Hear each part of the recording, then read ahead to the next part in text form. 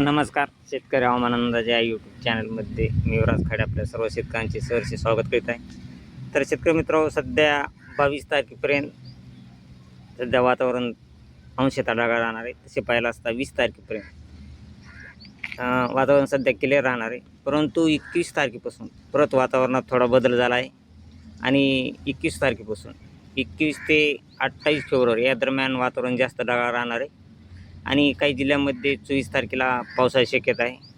22-23 या तारखांना पूर्ण महाराष्ट्रात ढगाळ वातावरण पूर्णतः ढगाळ राहणार आहे. तसेच शेतकरी मित्रांनो, 24 तारखेला विदर्भ साईडला पावसाची शक्यता आहे.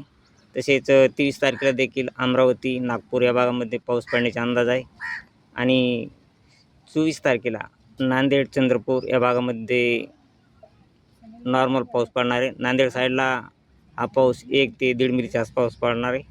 तर हा पाऊस साधारण पाऊस राहणार आहे, परंतु याचा प्रभाव फक्त विदर्भ साईडला जास्त राहणार आहे आणि महाराष्ट्रात इतर जिल्ह्यात पावसाचे प्रमाण कमी राहणार आहे.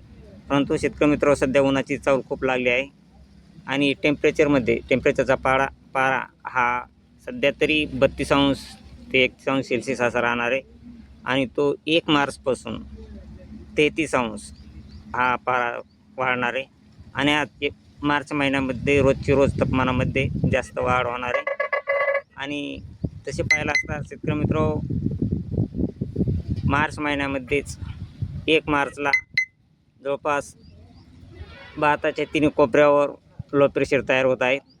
एक कर्नाटकमध्ये, तसेच पाकिस्तानमध्ये आणि बांगलादेशामध्ये या तिन्ही ठिकाणी लो प्रेशर तयार झाल्यामुळे महाराष्ट्रात त्याचा प्रभाव परत अवकाळी निर्माण होण्याची खूप दाट शक्यता आहे.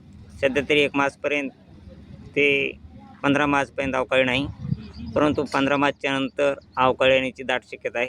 कारण 15 मार्चच्या नंतर म्हणजे मार्च महिन्यातच एल निनोचा प्रभाव हा जास्त जाणवत आहे आणि तसे पाहायला असता पूर्ण मार्च महिना थोडा फार प्रमाणात कमी राहील. त्यामध्ये लानिना सक्रिय असल्यामुळे मार्च महिन्यात अवकाळी कमी राहील, परंतु एप्रिल महिन्यामध्ये एल निनोचा प्रभाव जास्त जाणवत आहे. त्यामुळे एप्रिल आणि मेमध्ये अवकाळीचे प्रमाण जास्त राहण्याची सध्या तरी दाट शक्यता आहे आणि यावर्षी टेम्परेचर हे जास्त राहण्याची सध्या तरी दाट शक्यता आहे. तर शेतकरी मित्रांनो, अशीच रोजची ताजी अपडेट पाहण्यासाठी आपल्या चॅनलला सबस्क्राईब, लाईक करा. जय हिंद, जय महाराष्ट्र, जय जवान, जय किसान. चला भेटूया पुढच्या व्हिडिओमध्ये.